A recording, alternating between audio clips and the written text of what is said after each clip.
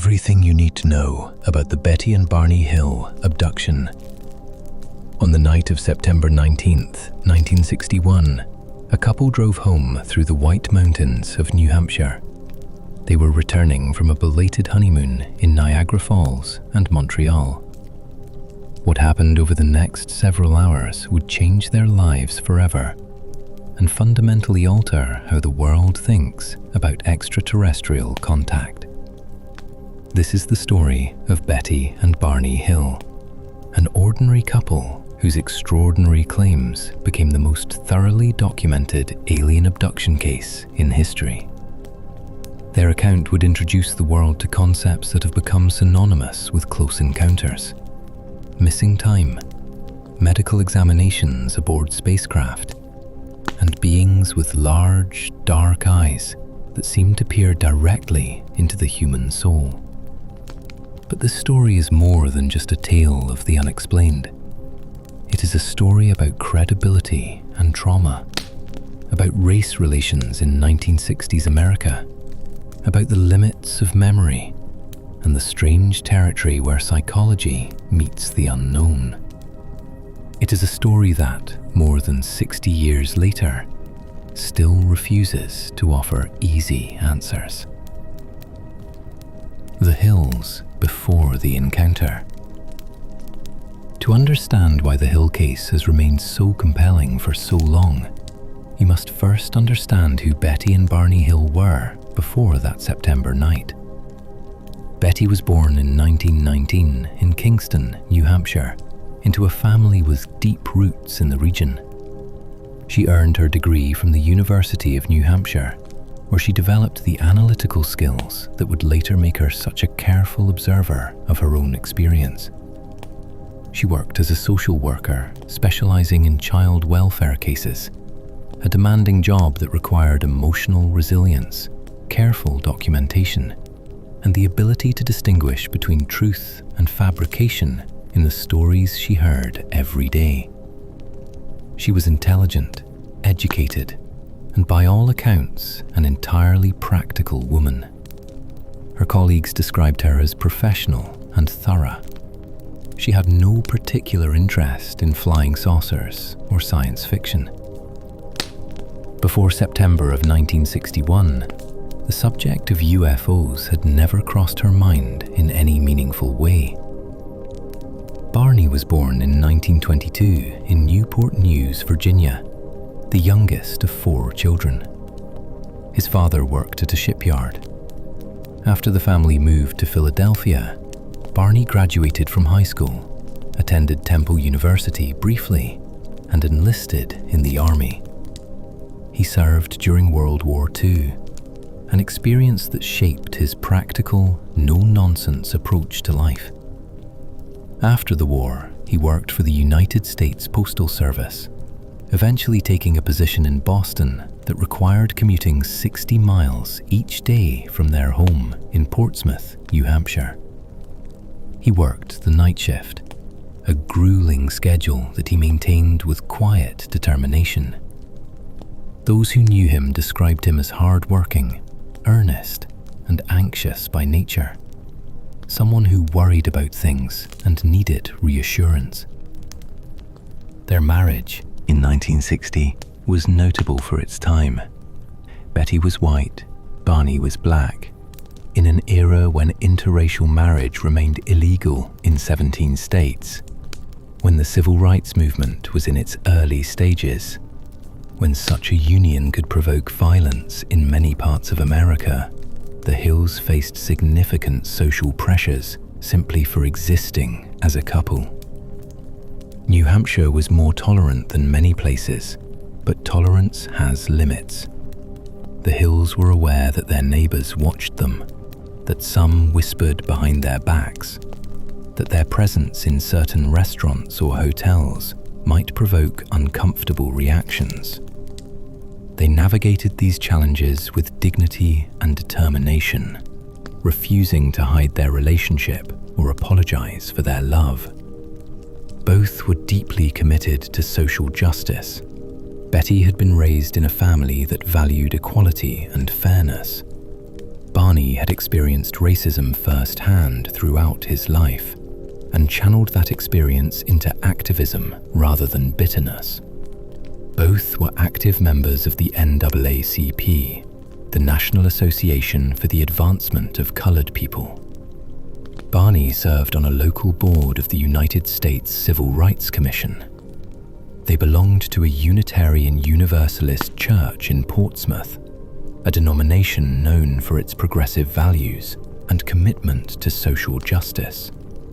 Their engagement with civil rights was not casual. It was central to who they were, to how they understood their place in the world. They believed in speaking truth to power, in documenting injustice, in standing up for what was right, even when it was difficult. This background matters when evaluating their claims about what happened that September night. Neither Betty nor Barney had any history of seeking attention or making extraordinary claims. They were not the sort of people who fabricated stories or embellished experiences. Their credibility was built on years of honest dealing and community service. Neither Betty nor Barney had any history of mental illness. Neither had any prior interest in UFOs or the paranormal. They did not read science fiction or follow news about flying saucers. They were, by every measure, among the last people you would expect to claim they had been abducted by beings from another world. This is what makes the Hill case so difficult to dismiss. If they had been eccentric loners with a history of strange claims, their story would be easy to categorize. But they were responsible citizens, respected in their community, committed to truth and justice. When people like this say something happened to them, it deserves serious consideration, even if that something seems impossible. The night it began. The Hills had enjoyed a pleasant vacation. They visited Niagara Falls and explored Montreal, taking advantage of a brief respite from their demanding lives. The trip was a delayed honeymoon of sorts, a chance for the couple to spend uninterrupted time together, away from the pressures of work and the sometimes hostile eyes of their neighbors. They departed Montreal on the evening of September 19th, later than they had planned, leaving around 10 o'clock at night. The delay did not concern them unduly. They were experienced drivers, and the route home through Vermont and New Hampshire was familiar. Barney estimated they would arrive in Portsmouth by 2 or 3 in the morning. Traveling with them in the back seat was their beloved dachshund, Delcy. The night was clear and cool, typical for late September in northern New England. The moon hung in the sky, and the stars were brilliant away from city lights. As they crossed into New Hampshire and began the winding journey through the White Mountains on US Route 3, the road grew darker and more isolated. Traffic was sparse. The evergreen trees pressed close on either side, occasionally opening to reveal glimpses of the night sky. It was around 10:30 when Betty first noticed something unusual. A bright light in the sky, below the moon and to the left of the planet Jupiter, caught her attention. At first, she assumed it was a star, perhaps one she simply had not noticed before. But as she watched, the light appeared to move, drifting upward and to the right. She mentioned it to Barney, who glanced briefly at the sky. His initial assessment was pragmatic. Perhaps it was a satellite, he suggested. The space race was in full swing in 1961, and satellites were still novel enough to attract attention when spotted. Or perhaps it was simply an airplane, its lights distorted by atmospheric conditions. Betty was not so sure. The light did not behave like any airplane she had seen. It did not follow a straight path across the sky. Instead, It seemed to move erratically, sometimes drifting one direction, then another, and it seemed to be getting larger. They continued driving, but Betty could not take her eyes off the light. Mile after mile, it seemed to pace their car, always visible, always present. When they rounded curves and the light disappeared behind trees, she would wait anxiously until it reappeared. It always did. Barney grew increasingly annoyed with what he saw as his wife's overactive imagination. It was just a plane, he insisted, or a helicopter, or perhaps a satellite catching sunlight at an unusual angle. There had to be a rational explanation. But even Barney had to admit the object was behaving strangely. It appeared to be descending, growing larger and brighter with each passing minute. The light that had seemed like a point was now clearly more substantial, with what appeared to be a band of colored lights around its perimeter. Near the town of Twin Mountain, curiosity finally overcame caution. Barney pulled the car off the road into a scenic picnic area. He wanted to prove to Betty, and perhaps to himself, that there was nothing unusual about the light in the sky. Betty grabbed their binoculars and stepped out of the car, Delcy at her feet. She raised the binoculars to her eyes and felt her breath catch in her throat. Through the magnified lenses, she could see clearly that this was no airplane, no satellite, no helicopter. The object was disc-shaped, flattened like a pancake, with rows of windows around its circumference. Lights of different colors flashed in sequence around its edge. It was spinning slowly, silently, against the backdrop of stars. Betty handed the binoculars to Barney, her hands trembling. He did not want to look. He did not want to see anything that would challenge his rational understanding of the world. But he took the binoculars anyway. What he saw made no sense. The craft was enormous, he would later say, as wide as a commercial jet, but shaped completely differently. The windows were clearly visible, rectangular openings filled with light. And behind those windows, Barney could see movement. There were figures inside. They got back in the car and continued driving, but the craft followed. It descended closer, dropping below the tree line now, pacing their vehicle at a distance of perhaps a few hundred feet. Through the windshield, they could see it clearly. A massive, silent object that seemed to defy every law of physics Barney had ever learned. Near Franconia Notch, the craft made its move. It swung across the highway directly in front of them, descending rapidly until it hovered, perhaps 80 to 100 feet above the ground. Barney slammed on the brakes, stopping the car in the middle of the road. There were no other vehicles. The road was completely deserted. In the sudden silence after the engine cut off, the hills could hear nothing from the craft above them. Whatever was keeping it aloft made no sound at all. Barney felt himself gripped by a compulsion he could not explain. He grabbed the binoculars and got out of the car, walking toward the craft, leaving Betty screaming behind him. Later, under hypnosis, he would describe this compulsion as irresistible, as though some force outside himself was pulling him forward against his will. He raised the binoculars to his eyes and looked at the craft hovering before him. A row of windows wrapped around the object's curved surface. Behind those windows, Barney could see figures, humanoid in shape, but clearly not human. They wore matching grey uniforms. There were at least 8 or 9 of them, moving about purposefully, as though preparing for something. One figure stood apart from the others, seemingly giving orders. This being, whom Barney would later call the leader, moved to the window directly facing him. He stared at Barney with eyes that Barney would never forget. The eyes were large, much larger than human eyes. They slanted upward at the outer corners, wrapping around the sides of the being's head. They were dark, without visible pupils, and they seemed to look directly into Barney's soul.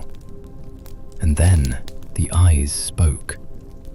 Not in words, not in any language Barney knew, but thoughts pressed into his mind, clear, unmistakable. "Stay where you are. Do not put down the binoculars. Just keep looking." Barney tried to raise the pistol he carried at his hip.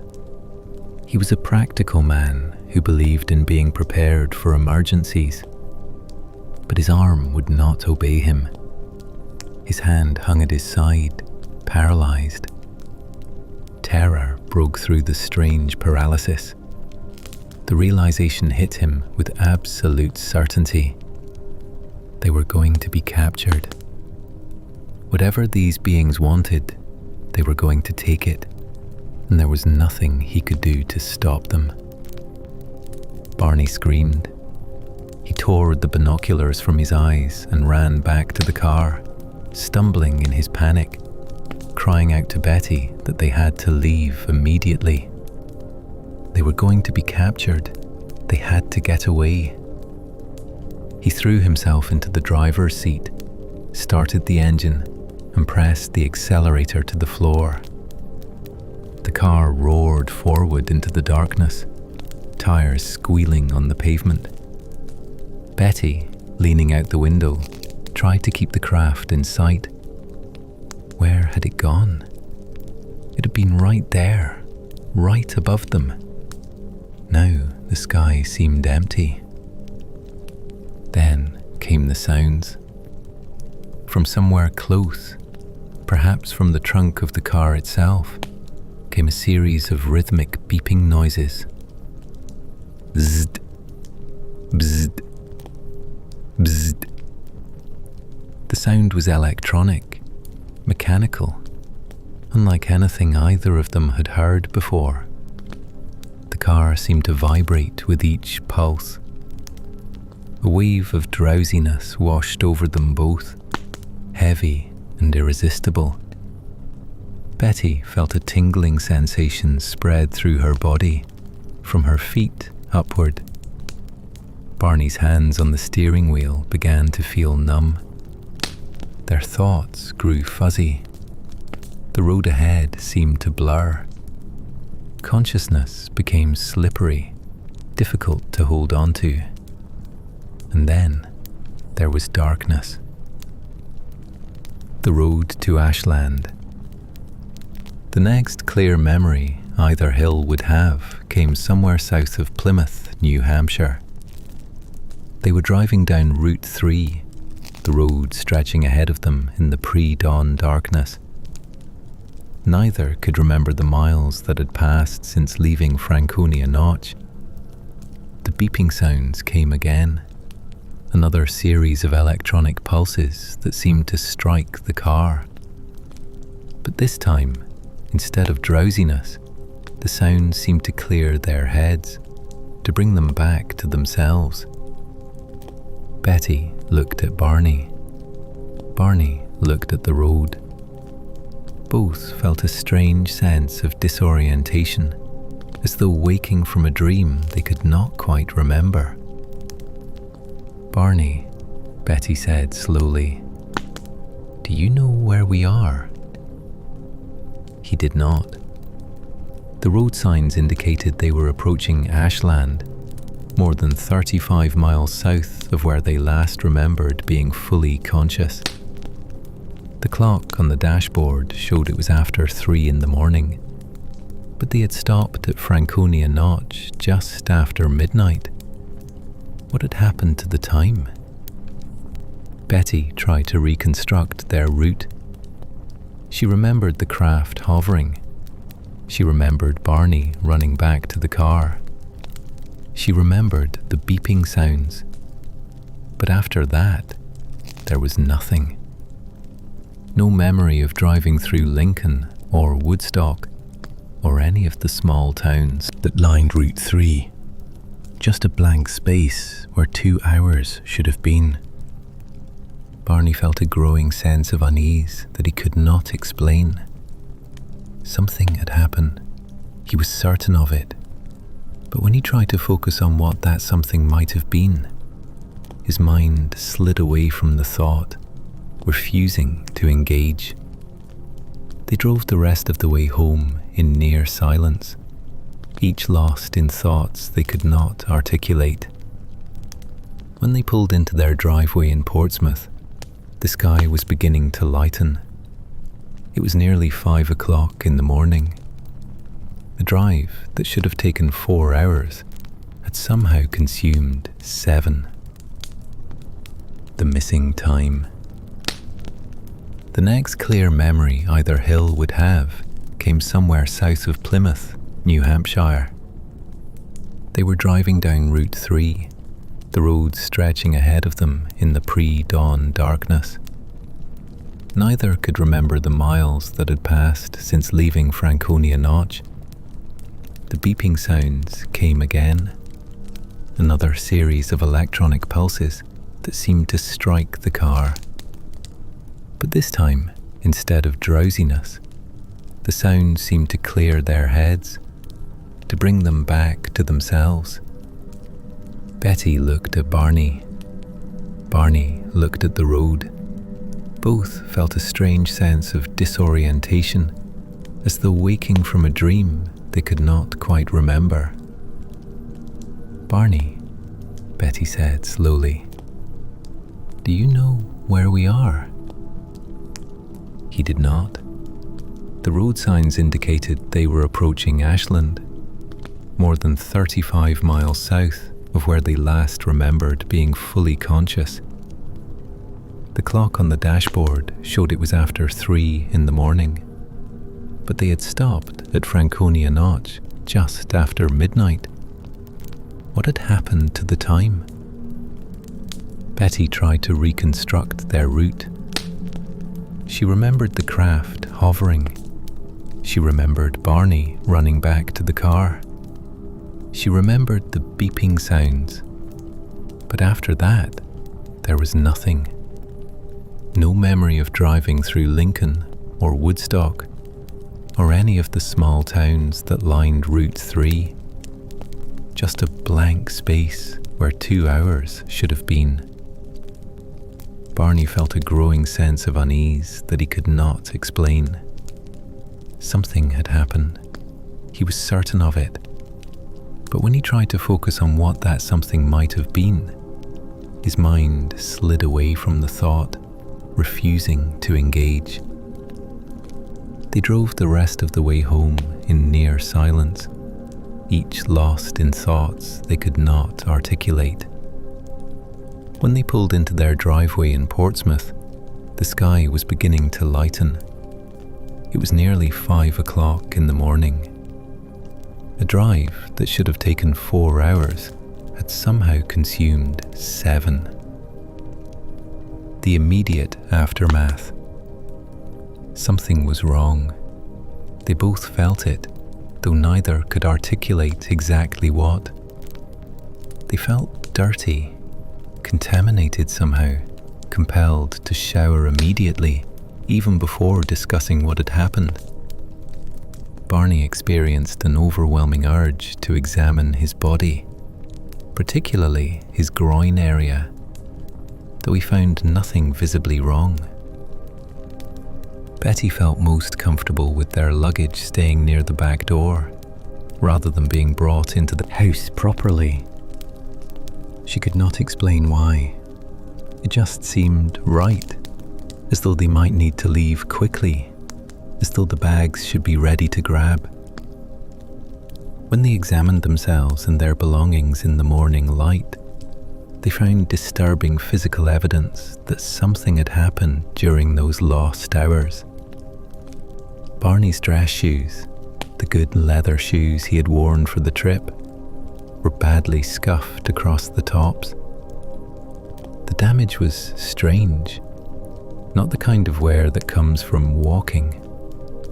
It looked as though he had been dragged while partially lifted from the ground, his feet scraping along a surface. He had no memory of this happening. The leather strap of his binoculars was torn, ripped apart as though by force. He remembered holding the binoculars up to his eyes, staring at the craft. He remembered running back to the car, but he did not remember the strap breaking. Both of their watches had stopped working, frozen at different times. Neither watch would ever run again, despite attempts at repair. Whatever had happened that night had somehow affected the mechanism of two separate timepieces. Betty's dress, the blue outfit she had worn for the trip, was torn at the hem and around the zipper. Strange pink powder covered parts of the fabric, a fine substance that she could not identify. When she hung the dress outside to air out, the powder mostly blew away, but it left permanent discoloration on the material. Most mysteriously, the trunk of their 1957 Chevrolet bore several shiny, circular marks that had not been there before their trip. The marks were roughly 12 inches in diameter, arranged in a pattern across the trunk lid. When the Hills held a compass near these spots, the needle spun wildly, unable to find magnetic north. What could cause metal to affect a compass in this way? The Hills did not know. Neither did anyone they asked. The marks eventually faded, and the car was disposed of years later. But the mystery of what had created them was never solved. Betty and Barney sat at their kitchen table that morning, trying to piece together what had happened. They made crude drawings of what they remembered seeing. They tried to construct a timeline, but the harder they tried to remember, the more elusive the memories became. Something had happened in those 2 hours, something they could not recall, something that had left physical evidence on their bodies, their belongings, and their car. But what? The aftermath begins. The day after their return, Betty called her sister Janet to describe what had happened. Janet listened carefully to the strange story, the UFO sighting, the missing time, the physical evidence. Her husband was a physicist, and he had a practical suggestion.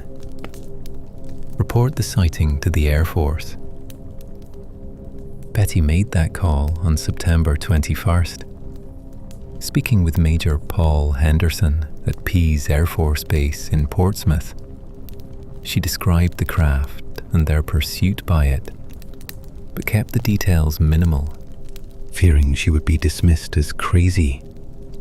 She said nothing about missing time, nothing about the beings Barney had seen through his binoculars. Major Henderson was polite, but clearly skeptical. He recorded the report and submitted it through official channels.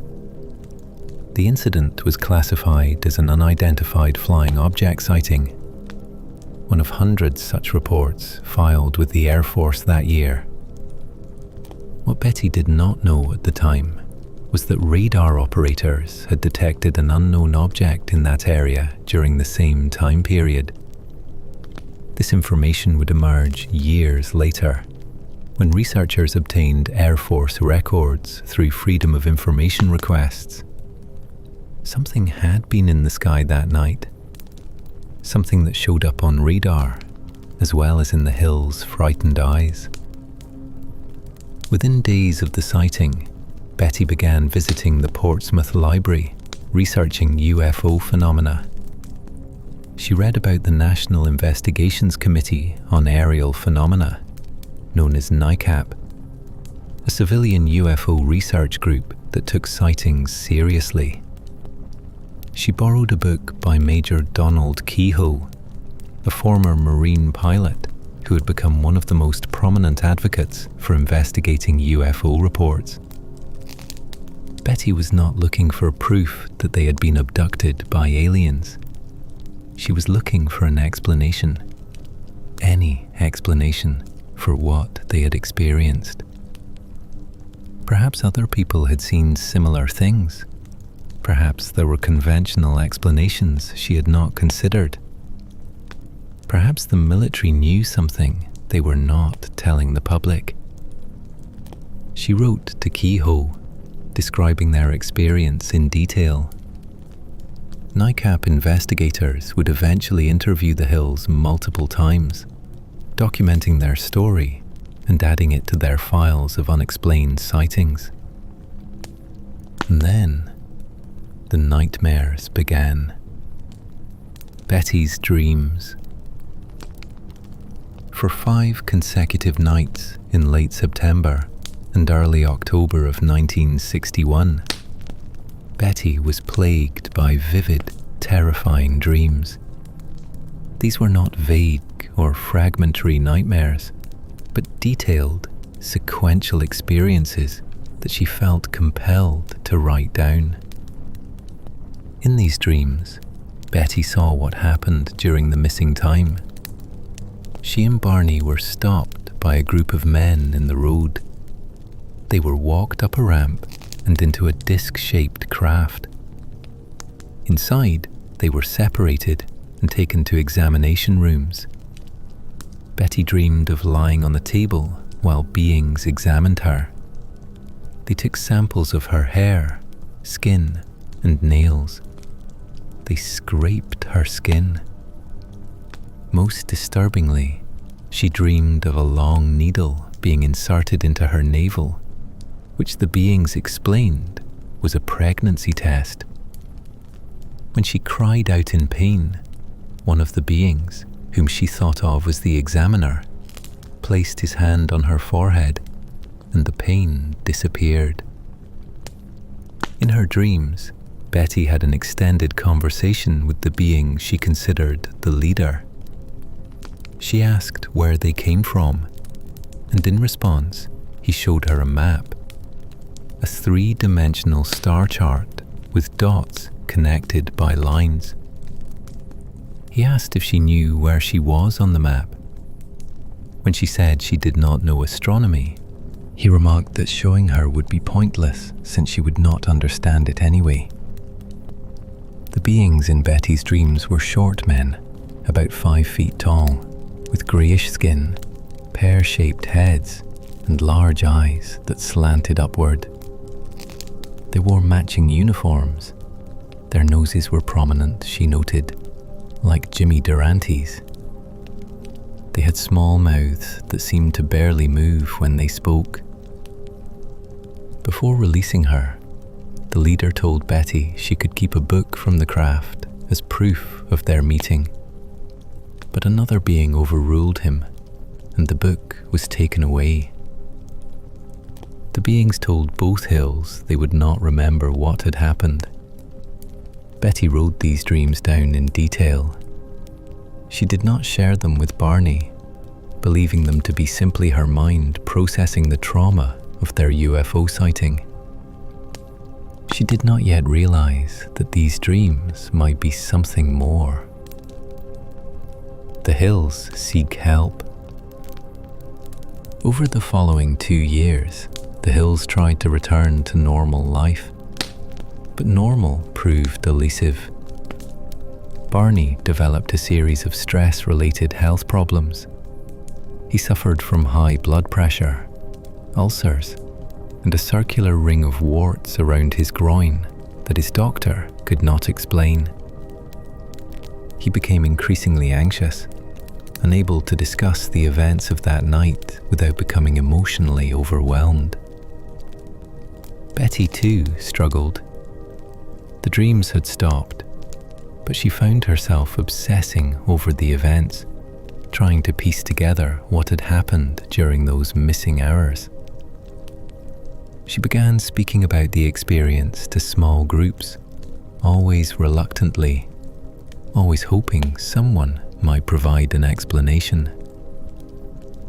In September of 1963, the Hills gave a presentation about their experience at their church. A recording of that presentation was made. Somehow, 2 years later, this recording would find its way to a reporter, setting in motion events that would make them internationally known. But first, they needed answers.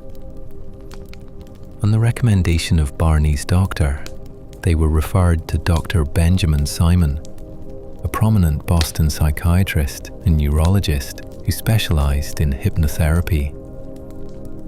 Simon had gained renown for his work treating combat trauma victims during World War II, using hypnosis to help soldiers recover repressed memories of battlefield experiences. The Hills first met with Dr. Simon on December 14th, 1963. After preliminary interviews, Simon diagnosed both with anxiety syndrome related to the events of September 19th, 1961. He proposed treating them through regressive hypnosis, hoping to recover whatever memories might be causing their psychological distress. The hypnosis sessions. Dr. Simon began the hypnotherapy sessions on January 4th, 1964. His methodology was rigorous and designed to prevent cross-contamination of memories. He hypnotized Betty and Barney separately, in different sessions on different days. Neither was allowed to be present when the other was under hypnosis. At the end of each session, reinstated their amnesia through post-hypnotic suggestion, ensuring they could not discuss what they had revealed until all sessions were complete. This protocol was essential to Simon's investigation. If the Hills were unconsciously constructing a shared fantasy, keeping them separated would reveal inconsistencies in their stories. If their experiences were genuine recovered memories, their independent accounts should corroborate each other in significant ways. The sessions continued weekly through June of 1964, nearly 6 months of careful exploration into the lost hours of that September night. Each session was recorded on audio tape, creating a permanent record of everything that emerged. Simon began with Barney, sensing that his anxiety was more acute and that he might have buried the memories more deeply than his wife. The first sessions were exploratory, establishing rapport and guiding Barney gently backward through time toward the night of September 19th. What emerged from Barney's hypnotized mind was far more detailed and far more disturbing than anyone had anticipated. Under hypnosis, Barney described the roadside encounter in terrifying detail, reliving the events rather than simply recounting them. His voice would shake, his body would tense. At times, he would cry out in fear, his distress so genuine that Simon considered ending the sessions early. Barney described the craft descending, blocking the road ahead. He remembered the beings emerging, short figures in grey uniforms, who approached the car with purposeful movements. He described how they reached Betty first, how her eyes closed as if she had fallen asleep, how they guided her out of the car and she walked with them in a kind of trance. Then they came for him. Barney tried to resist, he remembered that much, but a command came into his mind, telling him to close his eyes. The command was irresistible. He closed his eyes and kept them closed for most of what followed. He felt himself being lifted, partly supported and partly dragged. His feet scraped along the ground, leaving his shoes scuffed and damaged in ways he would discover only later. He was taken up a ramp, feeling the incline beneath his feet, and into a space that felt enclosed and warm. He was placed on a table, a short, rectangular surface that was not quite long enough for his body. His feet hung over the edge. Hands touched him, strange hands that felt different from human hands. They removed his clothing. They examined him. Under hypnosis, Barney described the examination in fragmentary detail, his memories interrupted by moments of terror that even the hypnotic state could not fully control. A cup-like device was placed over his groin, and though he did not experience orgasm, he believed a sample was taken from him. Instruments were inserted into his ears. Something scraped against his skin. Throughout the examination, Barney kept his eyes closed, as instructed by the beings, but he could not escape their presence, particularly the presence of the one he called the leader. That being's eyes seemed to penetrate even his closed eyelids, to look directly into his thoughts. In one of the most famous moments from the hypnosis recordings, Barney screamed about those eyes. His voice rose in pitch, raw with terror. "Oh, those eyes," he cried. "They're there, in my brain." He described feeling as though the eyes had pushed into his own eyes, penetrating his mind, knowing his thoughts before he could form them. The beings communicated with Barney through what he called thought transference. He heard them speak among themselves in a mumbling language he could not understand. But their instructions came directly into his mind without sound. When they told him to do something, to lie still, to keep his eyes closed, the commands were not words, but certainties that appeared in his consciousness. Unlike Betty, whose examination seemed to involve extensive conversation with the beings, Barney's experience was more clinical, more frightening, more isolated.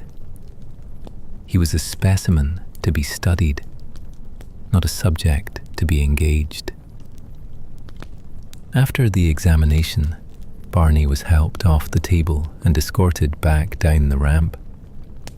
He was placed in the car, which was now positioned differently than he remembered leaving it. Betty was already there, also in a dazed state. The beings retreated. Barney remembered a light appearing on the road, the craft departing into the sky. Then the beeping sounds returned, and his memories faded into the drive toward Ashland. Betty's hypnotic sessions were different in character, though consistent in broad outline with Barney's account. Under hypnosis, Betty was more articulate, more present, more engaged with her surroundings during the alleged abduction. Where Barney had kept his eyes closed, Betty had watched. Where Barney had been examined in silence, Betty had conversed with the beings. Her recollections largely matched the dreams she had recorded 2 years earlier, with some significant variations. The technology on the craft was described differently under hypnosis. The beings looked somewhat different in physical appearance than she had dreamed.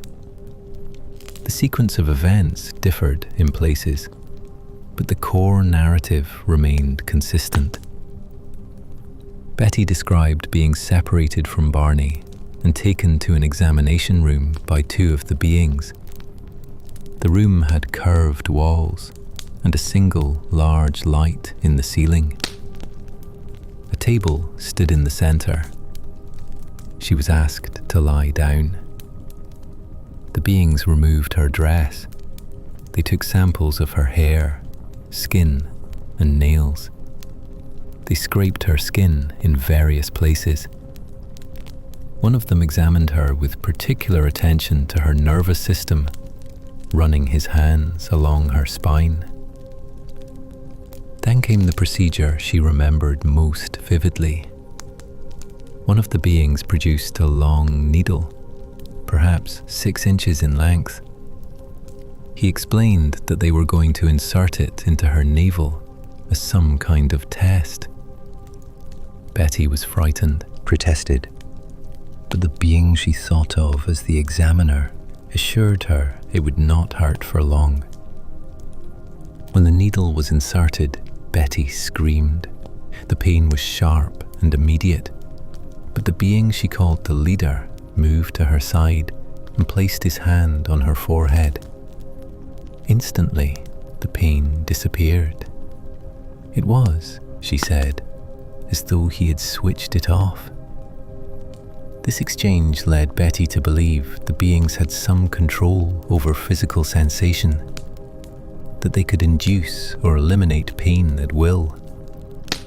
The leader seemed surprised that humans experienced such sharp pain from the procedure, which he described as a simple pregnancy test. After the examination, Betty was allowed to dress, and she found herself in conversation with the leader. This conversation, conducted partly in English and partly through thought transference, constituted the most remarkable part of her hypnotic testimony. Betty asked where the beings came from. In response, the leader showed her a map. The map was not a piece of paper, but a 3-dimensional display, perhaps projected in the air or shown on some kind of screen. It depicted stars, Betty understood, different star systems connected by lines. Some lines were solid, representing what the leader called trade routes. Some were dotted, representing what he called expeditions. The leader asked Betty if she knew where she was on the map. She confessed she did not understand astronomy well enough to identify Earth's position. He seemed disappointed, remarking that if she did not know where she was, showing her where he was from would be pointless. Betty asked if she could keep something from the craft, some proof that the experience had really happened. The leader agreed, offering her a book, a volume with strange symbols that she could not read. But as they left the examination room, another being intervened, expressing concern that Betty should be allowed to keep anything. After a brief discussion among themselves, the leader took the book back, apologizing, but explaining that the others had overruled him. Most disturbingly, the beings told both Hills that they would not remember what had happened.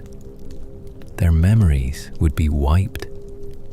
They would recall only the UFO sighting, nothing of what occurred during the missing time.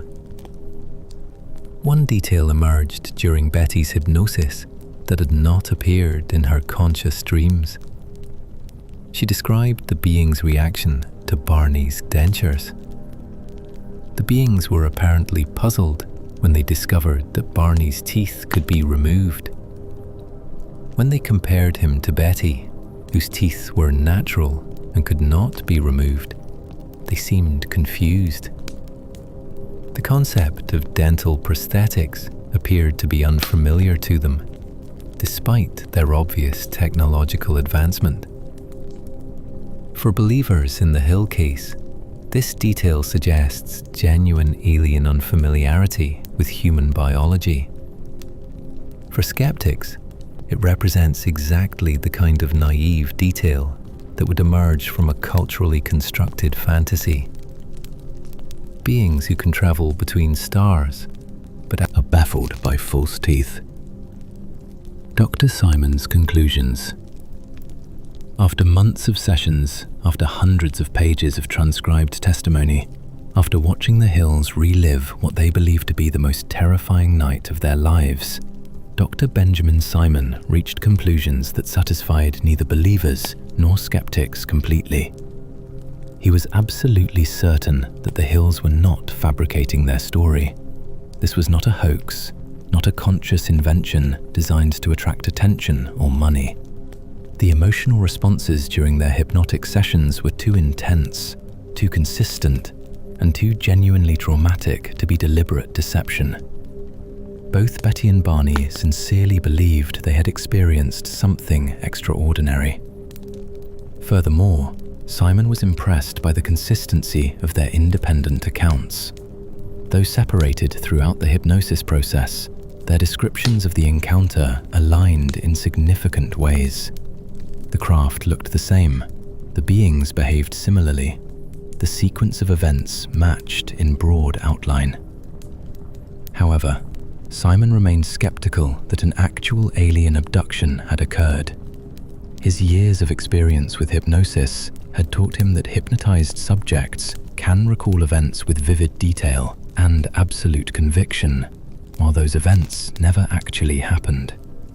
The emotional authenticity of a hypnotic recollection says nothing about its factual accuracy. Simon's professional opinion was that Betty's vivid dreams, developed in the weeks following the UFO sighting, had become shared between the couple. Betty had dreamed these events, processed them as though they were real, and documented them in writing. Barney, unconsciously aware of Betty's dream content through their close relationship, had absorbed and elaborated on those details, producing matching testimony under hypnosis. In Simon's view, the Hills had experienced a genuinely unusual UFO sighting. Something was in the sky that night. Something frightened them badly. The stress of that experience, combined with the fragmented memories of driving through the night in a heightened emotional state, created a psychological need for an explanation. Betty's dreams provided that explanation. They filled in the blank spaces of the missing time with a narrative that, while terrifying, at least made sense of the senselessness. And through the intimate connection between husband and wife, through the countless times they had discussed the experience, through the unspoken communication that exists between people who love each other, those dreams became Barney's memories as well. Simon published his analysis in the journal Psychiatric Opinion. He called the case a singular psychological aberration. He did not believe the Hills were lying. He believed they were remembering something that had not, in the external physical world, actually occurred. The Hills themselves were never entirely certain what to believe about their own experience. The memories felt real. The fear had been real. The missing time was undeniably real. But could they trust what emerged under hypnosis? Could anyone? These questions would haunt them for the rest of their lives. The story goes public. The Hills had never sought publicity. They discussed their experience with family, friends, and UFO researchers who contacted them, but they made no effort to bring their story to the wider world. That changed on October 25, 1965, when the Boston Traveler published a front-page story with the headline, UFO Chiller. Did they seize couple? Reporter John Luttrell had somehow obtained recordings and notes from the Hills' private presentations and interviews with UFO investigators. The story was picked up by United Press International the following day and spread across the country. The Hills found themselves thrust into a spotlight they had never wanted. They were contacted by television producers, book publishers, and hundreds of people who either believed their story completely or thought they were dangerous lunatics. Journalist John Fuller approached them about writing a book. With Dr. Simon's cooperation, Fuller gained access to the hypnosis session recordings and conducted extensive interviews with everyone connected to the case. The result was The Interrupted Journey, published in 1966. The book became a bestseller and remains in print today. The Hill's story captured the American imagination. Here was a UFO case that did not involve eccentric contactees claiming friendly chats with Venusians. The Hills were respectable citizens, an interracial couple who had faced discrimination and proven their character through civil rights work. They had sought psychiatric help rather than fame. Their story emerged through a legitimate therapeutic process, not through publicity seeking. The star map. Perhaps the most fascinating and controversial aspect of the Hill case involves a sketch Betty made during her hypnosis sessions. A sketch that would spawn years of investigation and debate about its potential astronomical significance. When Dr. Simon asked Betty to reproduce the star map the leader had shown her aboard the craft, she drew a pattern of dots and lines on paper. The map, as she recalled it, was not flat but three-dimensional, either projected in the air or displayed on some kind of screen. It showed what she understood to be star systems, with the dots representing stars and the lines representing connections between them. The leader had explained that the solid lines were trade routes, paths regularly traveled between inhabited worlds. The dotted lines represented expeditions, less frequent journeys to other systems. A few larger circles apparently represented the being's home system. When Betty asked where Earth was on the map, the leader had pointed to one of the minor destinations, a star connected by a dotted line to the main network of routes. Earth, it seemed, was merely an occasional stop on the being's explorations, not a major hub of their civilization. For several years after the book, The Interrupted Journey, was published, the map was simply a curious detail, impossible to verify or disprove. No astronomer could look at Betty's sketch and identify a matching region of space. The pattern of dots and lines could represent any number of stellar configurations, or no actual configuration at all. Then, in 1968, an unlikely investigator became obsessed with the possibility that Betty's sketch might correspond to actual stars. Marjorie Fish was an elementary school teacher in Oak Harbor, Ohio. She was also an amateur astronomer with a meticulous, systematic approach to research. When she read Fuller's book, she found herself captivated by the star map. What if it were real? What if Betty Hill had somehow seen an accurate depiction of nearby star systems, information she could not possibly have known on her own? Fish set out to answer that question through an extraordinary feat of patience and determination. Her methodology was rigorous. First, she identified the criteria that any matching star system would have to meet. The stars shown would need to be similar to our Sun, the kind of stars that might plausibly support life on orbiting planets. The distances and positions would need to match Betty's sketch when viewed from a specific angle. The pattern would need to make sense as a trade network, with the connected stars forming a logical progression through space.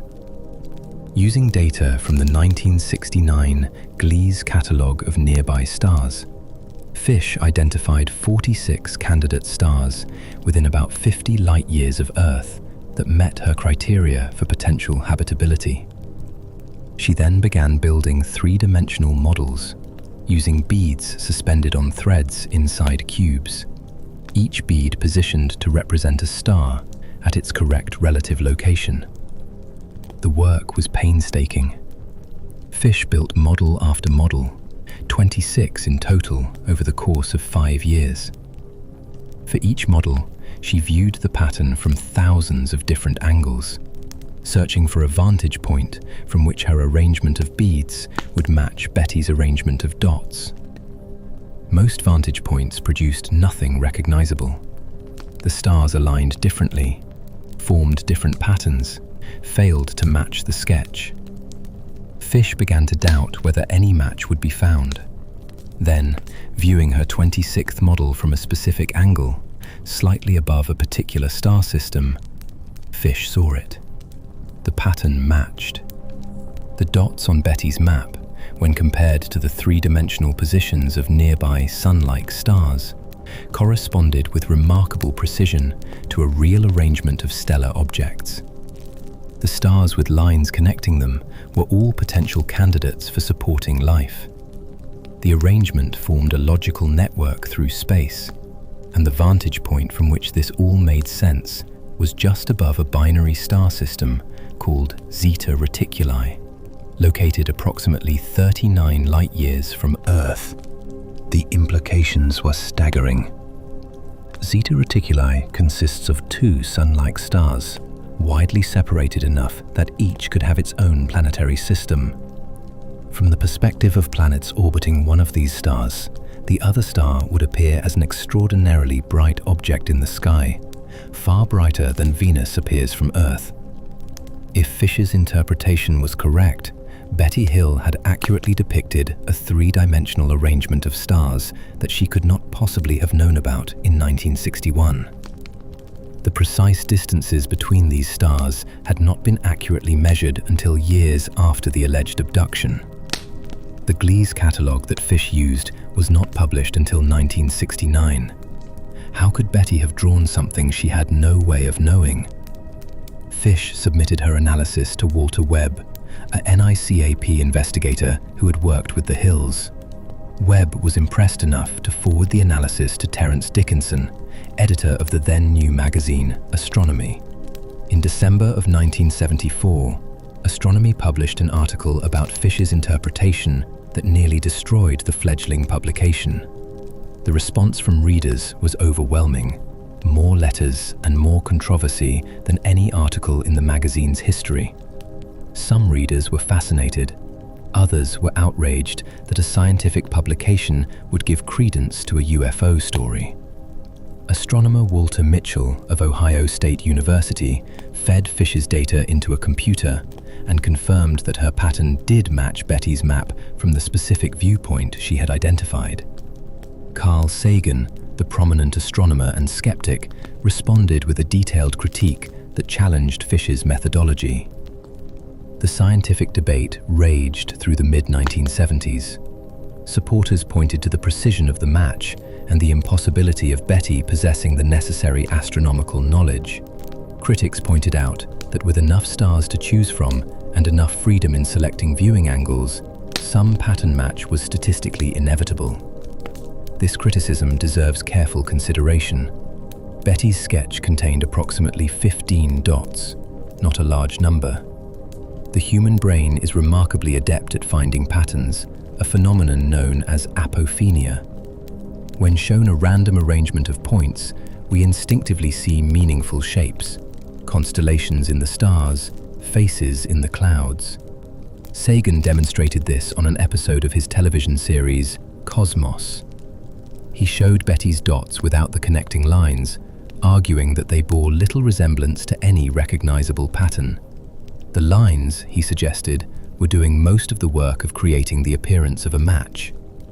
Furthermore, Fish had significant freedom in her analysis.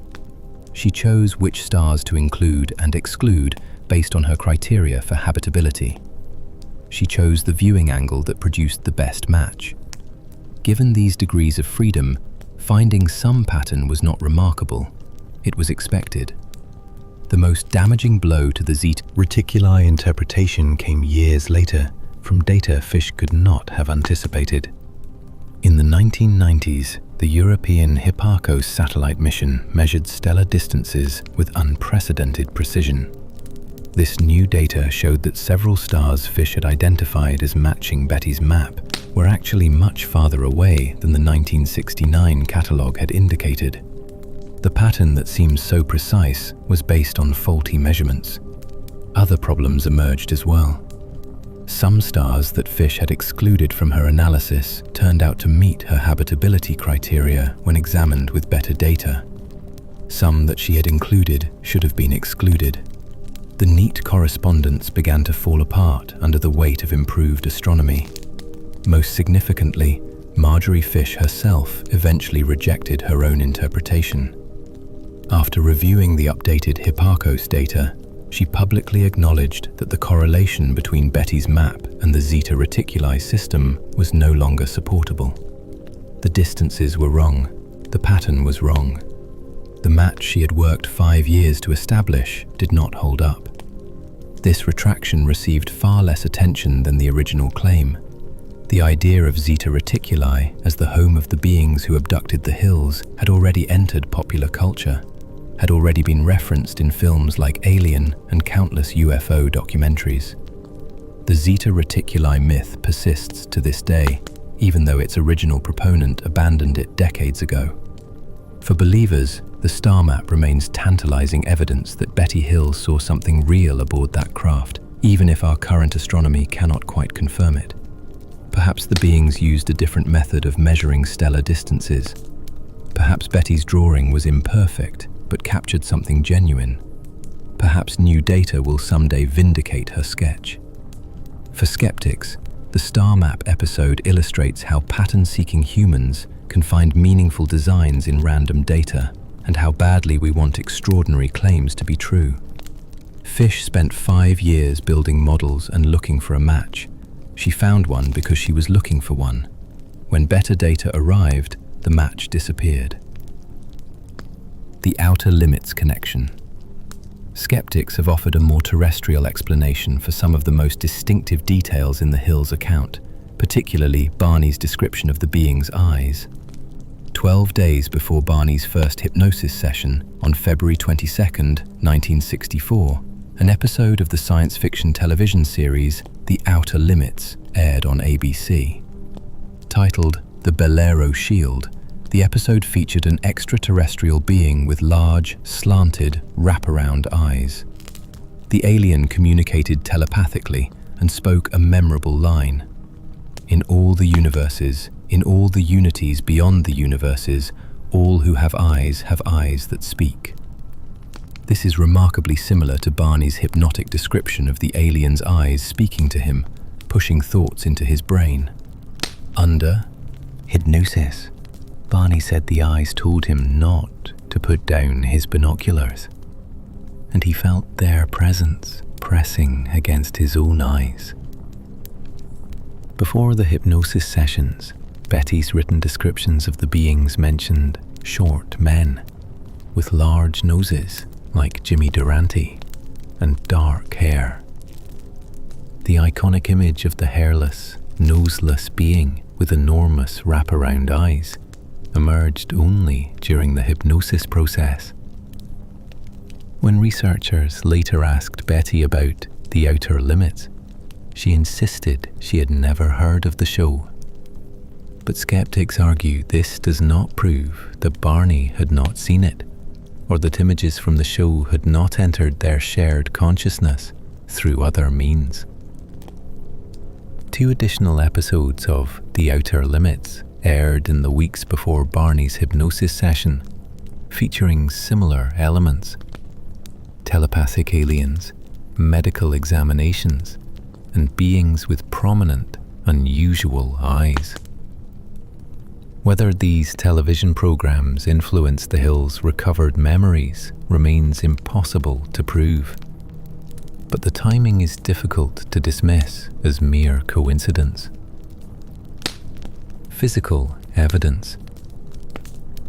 The Hill case is unusual for an abduction claim in that it involves alleged physical evidence. The circular marks on the Hill's car trunk that caused compass needles to spin wildly were never adequately explained. However, they were never formally analysed, and the car was eventually disposed of. Betty's dress has received more attention. For decades, it remained in her closet, brought out occasionally to show researchers. The pink powder that once covered it had largely disappeared, but staining and damage remained. In 2003, researcher Phyllis Budinger conducted a chemical analysis of the dress fabric. She found that the discolored areas showed chemical changes to both the dye and the fiber itself, along with an unusual coating of biologically derived material containing proteins that did not match Betty's DNA. However, critics point out significant problems with this analysis. The dress was never properly preserved. For over 40 years, it was handled by Betty, shown to countless visitors, and hung in an ordinary closet. Any contamination could have occurred at any point. Analysis decades after the fact cannot determine when any substances were deposited. Furthermore, Betty herself never mentioned the dress being damaged during the abduction in her earliest accounts. The tears to the zipper and hem appear only in later retellings of the story.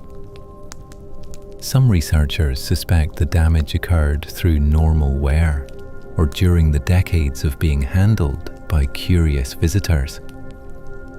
Barney's death and Betty's later years.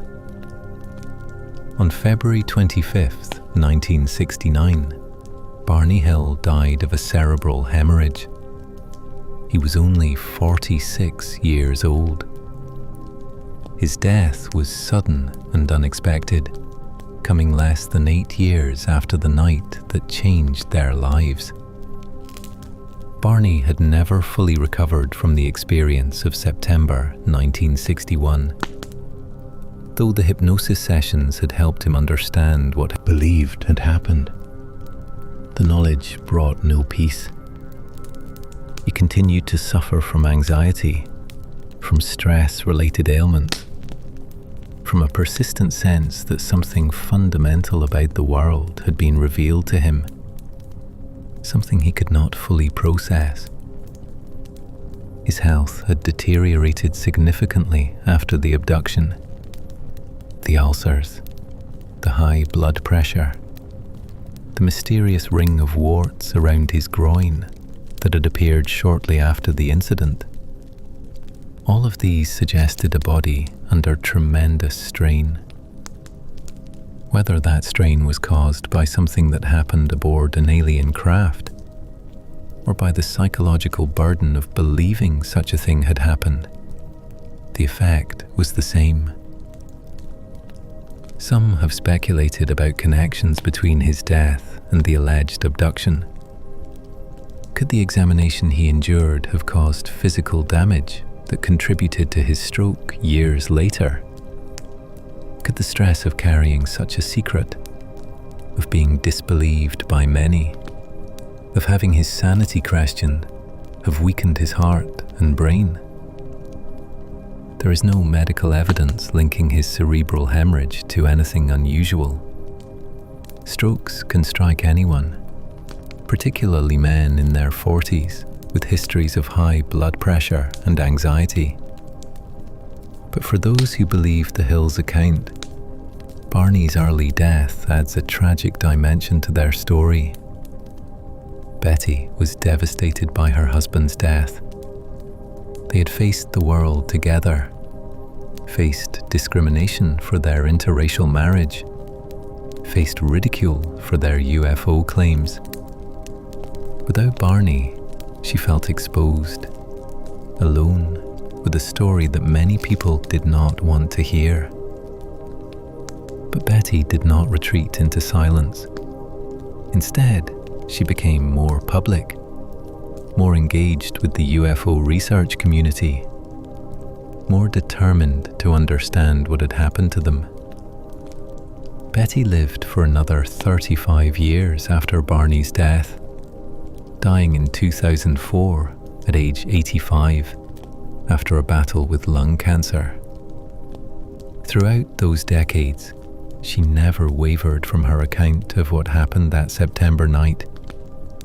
She maintained until her death that she and Barney had been taken aboard an extraterrestrial craft, examined by beings from another world, and returned with their memories partially erased.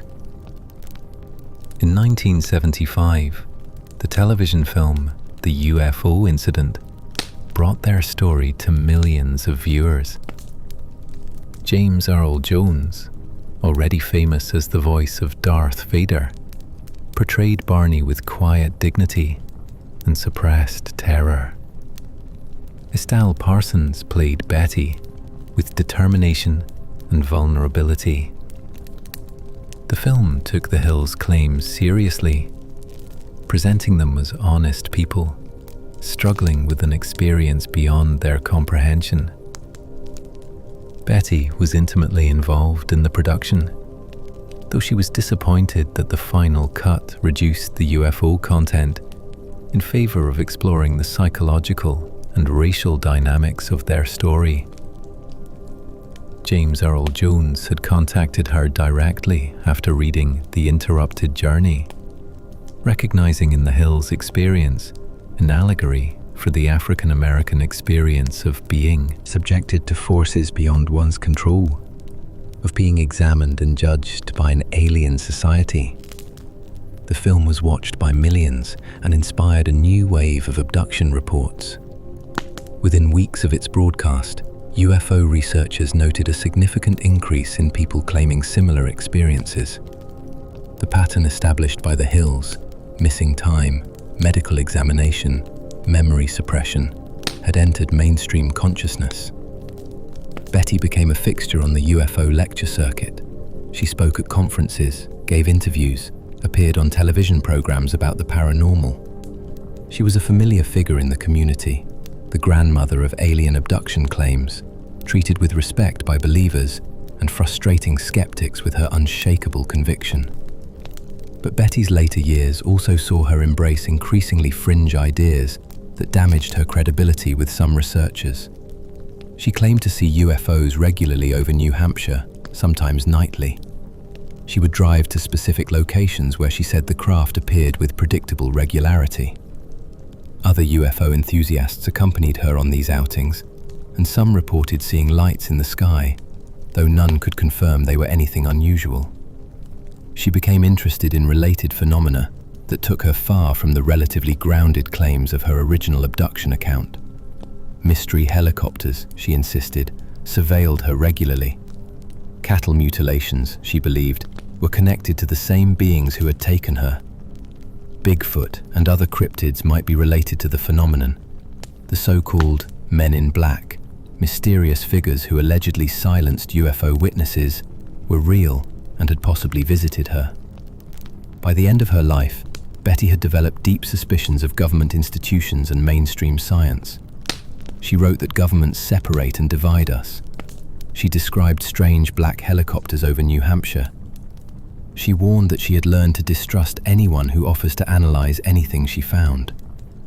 For some researchers, Betty's later trajectory suggests someone who became too invested in maintaining a particular narrative about her experience.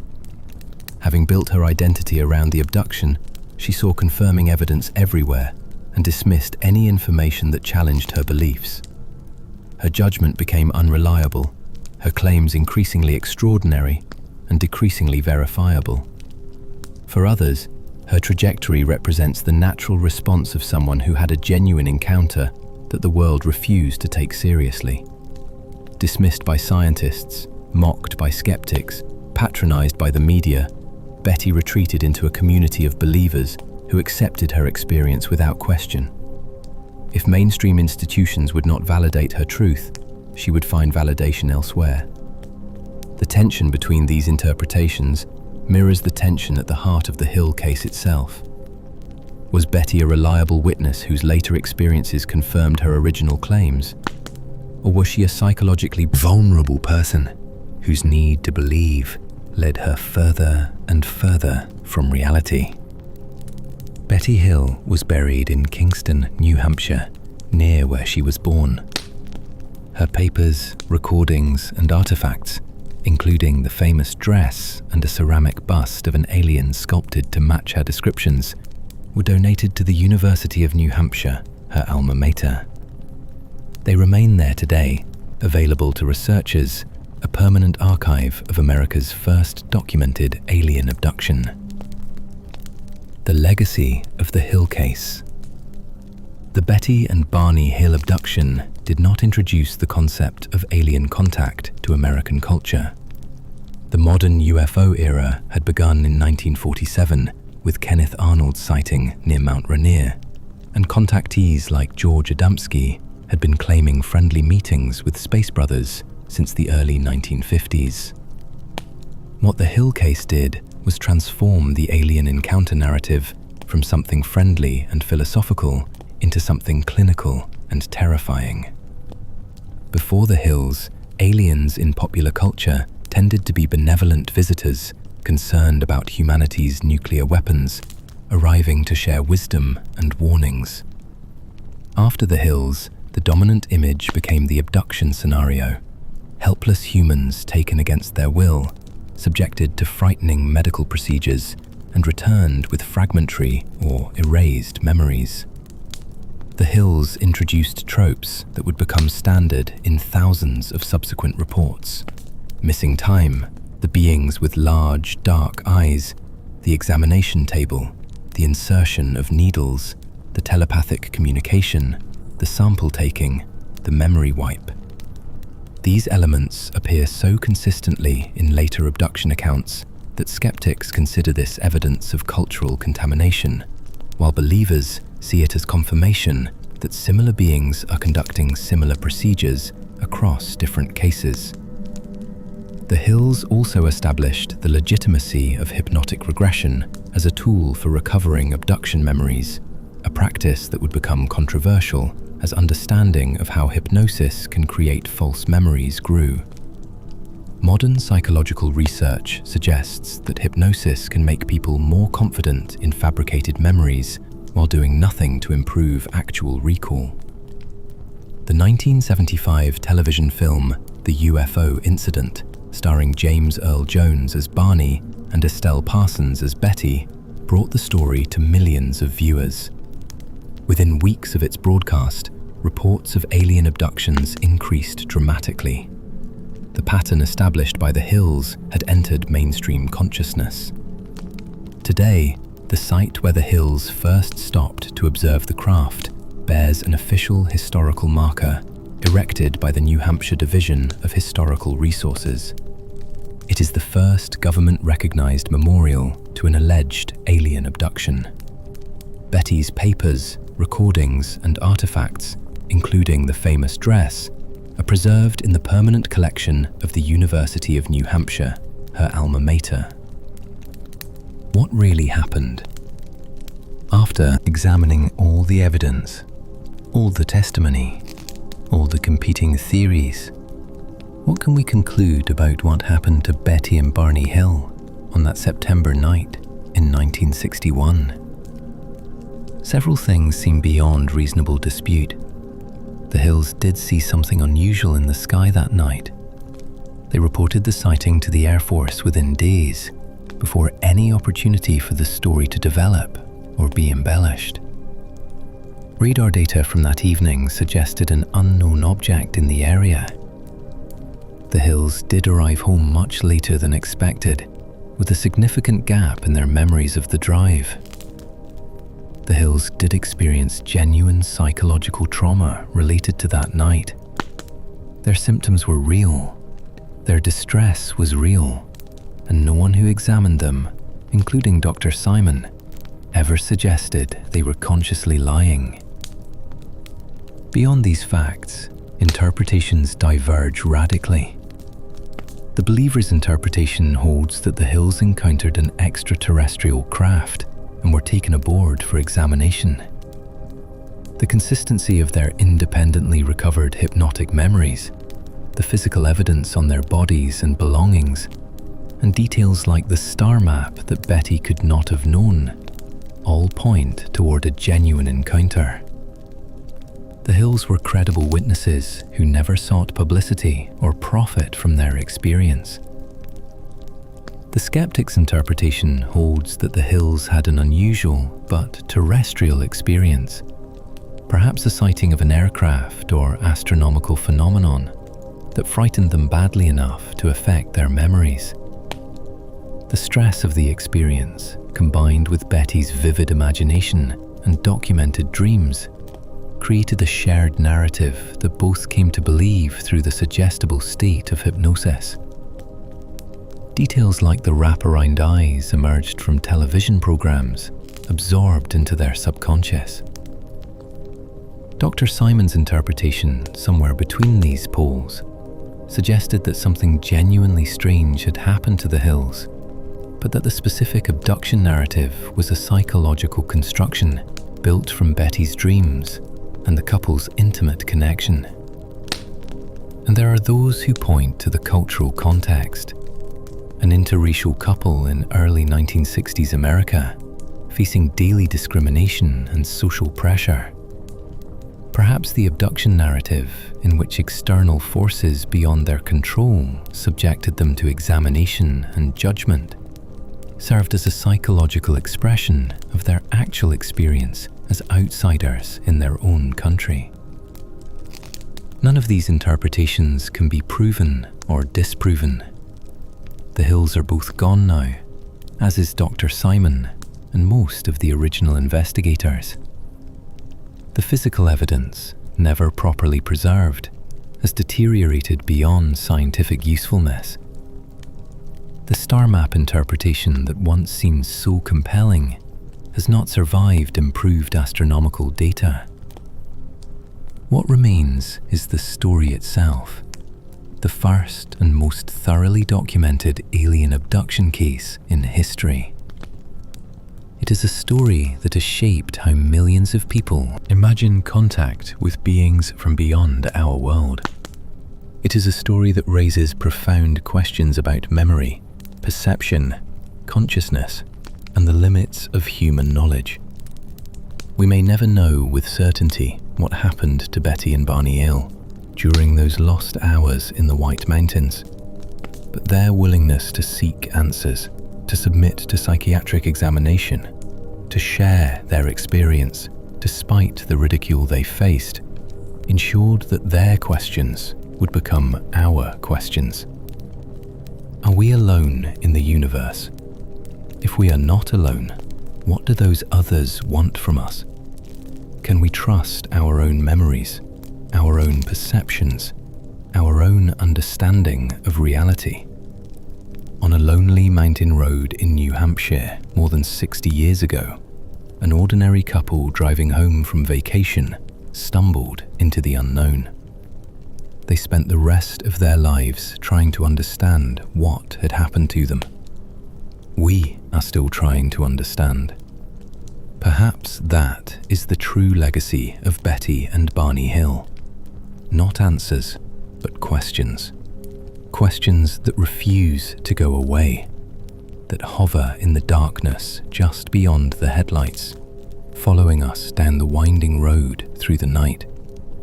Their story endures because it is our story too. The story of small beings on a small planet, looking up at a vast universe and wondering what might be looking back. Thank you for listening. Sleep well.